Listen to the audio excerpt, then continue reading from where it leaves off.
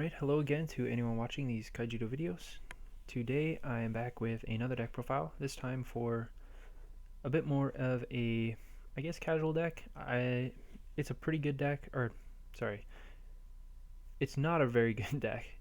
It's definitely not a great deck, probably not good at all, probably bad, but at the very least it's very fun to play, very fun to learn how to sequence with, learn how to navigate games with, and it can pull off some really powerful plays, really cool plays. It is another deck built around Grand Manipulator, one of my favorite cards to build around in the game. And another card here is Captain Snowbeard. Kind of one of the reasons I decided to build this deck in the first place was to find a good home for Snowbeard. The pairing with Agrix was really nice, and it felt like Blaze Darter was one of the coolest things to bring back, where I suppose the dream play is to play an Agrix, ideally really early off of a Herald, summon out a Snowbeard that you were able to mill or discard into your graveyard, and then summon out a Darter, which you again were able to mill or discard into your graveyard. Use that to give the Agrix fast attack, and then you can make a huge swing with the Agrix, maybe banish off some of your extra creatures that you played along the way, draw some cards off the Snowbeard, maybe break a bunch of their shields, break all their shields, kill your opponent, or at the very least draw some cards to set up another big play on the following turn. So that was sort of the heart of the deck that I wanted to build around. Again, Herald, really using that to mitigate the fact that Grand Manipulator is a pretty expensive card and kind of hard to use, especially in like a deck without a lot of draw, without a lot of ramp or anything like that. It's just kind of hard to properly utilize an 8-drop successfully and consistently. So kind of banking on Herald to help us get it out there a little bit faster than normal. So that's the main thing. We also have Draco Thane as basically just copies 4 through 6 of Agrix.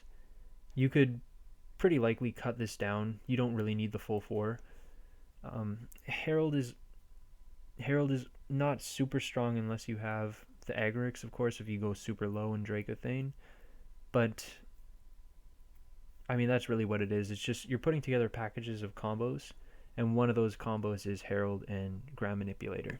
You don't necessarily need to always have a big dragon, but I felt like in the first couple iterations I really wanted to push as hard as I could on the combo synergy aspects of the deck. So I wanted to just max out on Draco Thane so that I always had a giant dragon in hand.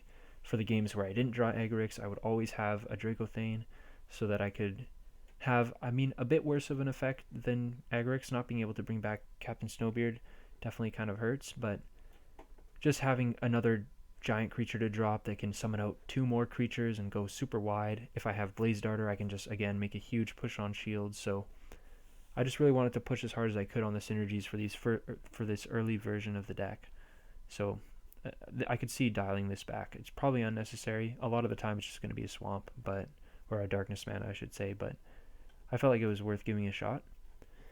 To run through the deck, we have the enablers, 3 Vicious Coffer and 3 Gloom Tomb. Both of these cards mill you for 3, let you dig for some of the combo pieces you want to end up in your graveyard, particularly these 2, Snowbeard and Darter. Darter being probably the most important. Gloom Tomb gives you the selection aspect where you can dig for things like Herald to find those to put in your hand, find your Agrix, which is really important to be in your hand as well. So it lets you assemble certain combos. You can also even gain almost virtual card advantage in a sense. When you're using your graveyard as a resource for a lot of these cards, you can sort of generate extra resources. Now, they're not clearly extra resources the same way just drawing an extra card is, because when you draw extra cards, those cards can be lands, they can be creatures, they can be other spells. Whereas Gloom Tomb, the cards in your graveyard are kind of restricted to fulfilling the roles of other cards in very particular ways, so they're not as clear-cut resources the same way as other cards are, but you can still, again, just gain virtual card advantage. When you summon an Agrix that brings back a creature that wouldn't have been in there had you not played Gloom Tomb, that's basically you're getting a card. It's just on a card back out of it, an extra one even, but it's just way down the line. So Gloom Tomb I think is a strong card, although a little bit underwhelming being a 3 mana, effectively draw 1 a lot of the time. Blastwitch Sweeper, a really key part of this deck actually. When you have so much mill, it's really nice to have a way to put cards into your graveyard that end up in your hand. One of the key ones again being Blaze Darter, so much so that I think one of the key parts about playing this deck successfully that I kind of discovered over playing it a little bit was it's really crucial to hold your Blaze Darters in hand, especially even in the games where you don't have Blast Forge Sweeper. It might look like a really appealing mana choice to make early in the game, just because it's not really accomplishing much, but the deck plays so much more powerfully when it has a Blaze Darter in its grave than when it doesn't, that you need to do everything in your power to maximize your opportunity to get this starter to graveyard. So what that means is just passing with it in your hand, waiting to draw a Blast Forge Sweeper through turn 4, maybe even turn 5. Just try to wait to get this, maybe find a way to bring it out with a Rite of Revival after you milled it, or get it back from your graveyard with a Gloom Tomb. You just want to dig for these sweepers so you can get that Darter into your graveyard. Of course, if you end up milling a Darter along the way, or if you draw 2 copies or whatever, then it's fine. You can throw it in mana, but it's so important to do everything in your power to get this into the graveyard, or the first copy at the very least, that you really need to hold it even for the draws where it's not so obvious that you have this pair right off the bat. So take that into consideration if you do choose to play this deck. The rest of the cards here, we have, I mean, I can cover this quickly. Blaze Darter just, again, pairs really well with Snowbeard, even for the plays where you don't have the super full combo kind of stuff with Grand Manipulator. Even just making small pushes like summoning Snowbeard, summoning out this Blaze Darter, giving the Snowbeard fast attack, making a push on their shields, maybe beating over something or eating one of their, or trading off with their creatures. It lets you get some cards out of Snowbeard.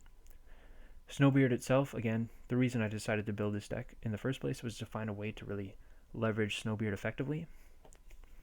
I guess to go a little bit more in depth on the card, especially comparing it to something like Old Man Winter, it's a lot better than Old Man Winter because the effect isn't so blatantly bad for you. It is symmetrical, so both people get good things. But the thing about Old Man Winter is it's just your opponent gets more than you. It's not even symmetrical. You get 3 cards, they get 3 cards, and a bunch of mana from the cards they get to play for free. So, and on top of that, they get to untap with those extra 3 cards first. They get to play with those extra 3 cards before you. So Old Man Winter just doesn't really, it's just not a good card because of that. Snowbeard has the downside of doing a lot of nice things for your opponent. It lets them draw cards, it lets them summon out cards from your graveyard. But the thing is, those effects are kind of, they're not universal enough to the point where your opponent just gets that all for free. They still have to do some work to make trades to draw cards. They still have to do some work to have a creature in their graveyard early, which they might not always have. So the thing about Snowbeard is you can build your deck in a way that gets way more out of those effects than your opponent can. So because of that, like, it just naturally kind of offsets the downside of it being beneficial for your opponent when it's so much more beneficial for you. So that's the kind of thing that's redeeming about Snowbeard and makes it actually worth playing, and an actually pretty solid card. Not a great card by any means, but definitely a solid card. So I think Snowbeard's definitely a sweet card, and one of the reasons I chose to build this deck in the first place. Infernal Taskmaster, another kind of combo piece here. It gives you a shot against certain decks, especially the non-interactive ones, where you can just, it gives you the opportunity to just race them. When you can maybe untap with the games when you untap with Taskmaster, you can do some pretty dirty stuff.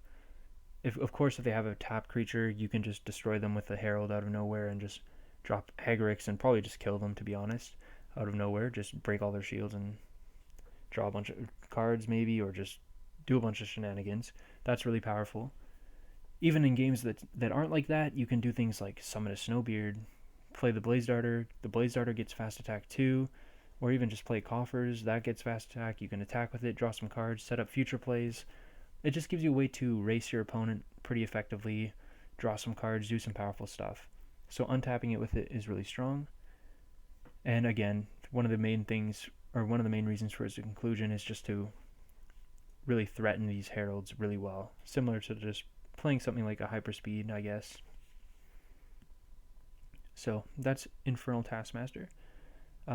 Also has, of course, just synergy with Grand Manipulator and Dracothane as well. Just a nice 4-drop to bring back. The Underworld Stalker, probably actually unnecessary, to be honest, even though this looks like the exact kind of deck that would want to use it with all the self-mill and discard effects. it just doesn't really accomplish anything the deck wants to do. In fact, like the first version of this deck I played had none, and then I played a little bit with two, but I just decided to play one. And to be honest, the only reason I'm doing that is because I feel like people might question me too much as to why I don't have any stalkers to begin with. So, but yeah, this would probably be one of the first cards I go to cut, along with maybe a couple copies of these Dracothanes if I do tune the deck a little bit more. It's a fine card. It still does really, it feels nice to mill into it and get that extra card, but it's just not really something you even want to be spending your mana on a lot of the time. It doesn't really further too much in the way. Like, it has synergy with a lot of the cards in the deck. It's an individually powerful card, but it's just not really accomplishing what I want to do all the time. Rite of Revival, though, on the other hand, is a card I could really easily see playing a second copy of, probably directly over the Stalker. The most appealing thing about it is it's a way to get the Herald into play a turn sooner. So you can mill yourself a bunch, obviously, dig for Herald, and then it just gives you extra looks at the Herald. When you have Rite of Revival, it can be an extra copy of Herald of Infernus. It can also be an extra copy of a bunch of other cards. If you need to mill into more stuff to try to dig for a Blaze Darter, you can reanimate a Vicious Coffer. If you need to get a Blaze Darter from your hand into your discard pile, you can reanimate a Blastforce Sweeper. If you just want to threaten some cool combos, you can reanimate Taskmaster. So it has a lot of utility. It can do a lot of different things, and I think it's a pretty good card. And just the nut draws of being able to go turn 3 mill thing into turn 4 Herald into turn 5 Chronax, I think are really important to have. Again, the Dragon package I touched on mostly. Agrix is a real card we're building around alongside Snowbeard. Herald is a way to make that all happen sooner. Herald also has a bunch of other warping effects that makes this deck a little bit stronger than it otherwise would be.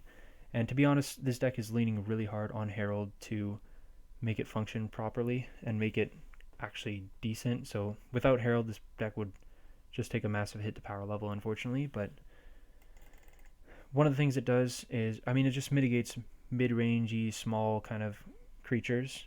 Like, your opponent can obviously get under Herald if they're super fast, but even then, again, the Taskmaster Herald draws kind of mitigate that, and it just kind of forces your opponent to play down or play at a slower pace, which can maybe give you the time to set up your combos, maybe give you the time to naturally cast a Agrix, even if you're not able to proc the Herald to cheat a dragon into play. You might just be able to make your land drops and get up to an Agrix anyways, because they have to play slower around Herald. Now, this deck is probably weak enough that that might not end up happening anyways, but the idea is there. Like, it just, the fact that Herald exists might give you a shot to play in matchups that you otherwise wouldn't be able to. Another warping effect it has is even against like the mid-rangey and control decks. They're just not going to be playing their blockers against you because, it's just really bad to commit blockers like Strider or Grudge Weaver to the battlefield against a Herald deck that can just completely punish those, right? Like, if your opponent taps out for a Strider in the early game and then you play a Herald and kill it and then cheat a Giant Dragon into play, that's bad for them. So because of that, they're just going to be putting their blockers in mana rather than putting them into play. And the reason that's good for you is when you're making your giant pushes with Agrix, you summon out a huge field, you blow up all their shields in one go. A blocker in play just kind of thwarts that whole thing where they can just chump block the Agrix, let that creature absorb all the damage they would have taken, and on top of that, they might just draw a card off of the Snowbeard for it too. So blockers in play can be actually really just, they gum up the board and make it kind of hard to actually break through with your huge pushes. But because you're a Herald deck, like I said, they're just going to be a lot less likely to commit those blockers to play in the first place, so it can be advantageous there. The rest of these cards I pretty covered mostly already, I think. Chronax is, I should probably be playing 3 of this as well when I look at the deck. I'm really light on ways to actually trigger the Herald, so I'm probably leaning way too hard on hoping my opponents attack me while I have a live Taskmaster. So hoping I can cheese out against some of the aggro decks. So I should probably be playing a card that doesn't rely on my opponents taking particular lines of play. So, and on top of that, 3rd Chronax is just a super powerful card anyways and works well with these kinds of decks. Like when I have small bodies in play like Coffer and Blastforce Sweeper and Sickly Larva, it's really nice to have Chronax to use those bodies. So It should probably be a card that's at 3. I could easily see maybe cutting a Dracothane for a 3rd Chronax. Because, like, what's the use of the 6th Giant Dragon if I can't actually find a way to get the Herald to beat over something in the first place? So, yeah. Should probably be 3 copies of these. The rest of the deck here, just some kind of defensive options to make it look like I'm at least trying to play a competitive game against decks that are trying to attack me. Sickly Larva, not the best card. I felt like I wanted a cheap blocker, and I felt like this one was the best one. At the end of the day, it's going to be really close between whatever the options you choose. I just felt like having the option to attack gave me a nice modality to the card that I think was necessary, or not necessary, but was needed. No, not needed either. It's just nice to have, I guess. When you have something like Grudge Weaver, it's good. Like, it's a good card. You can block with it. You can chump block with it and have it end up in your grave, and you can buy back a blocker later in the game with something like Snowbeard or Agorix. But when you have things that grant fast attack like Taskmaster, I felt like it was just really important to have the option for your blocker to be able to attack. So when you trade with it early, it ends up in your graveyard. You can just reanimate out that cheap creature late game with Agorix, and then it has the option to attack.